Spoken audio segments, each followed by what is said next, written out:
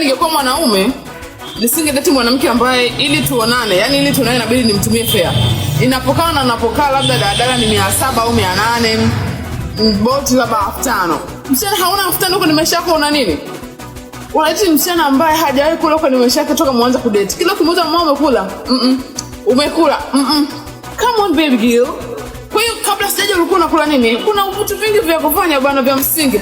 Imagine mtu huwezi kuunga hata bando la 10,000. Msichana huwezi kuunga mbili la 10,000. Lazima bring something to the table apart from sex, my darling. Listen.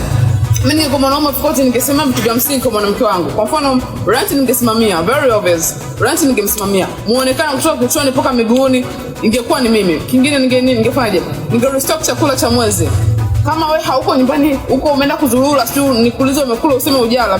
That is none of my business, darling. Nisinge kutumia fedha. Inabidi vitu vingine uweze kujisimamia.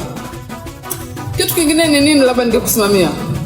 Bills ndogo za mwezi ungezifix mwenyewe. Yaani kuna vitu vingi vya kufanya tofauti na kuspoil wewe ambapo in fact najua sitokuoa. Kwa nini spend the most kwako? Najua tu niko kukuchezea. Kwa hiyo siwezi kuspend sana, ningefanya vitu tu vichache, labda kama vitatu. Muonekano wako, rent na kurestock.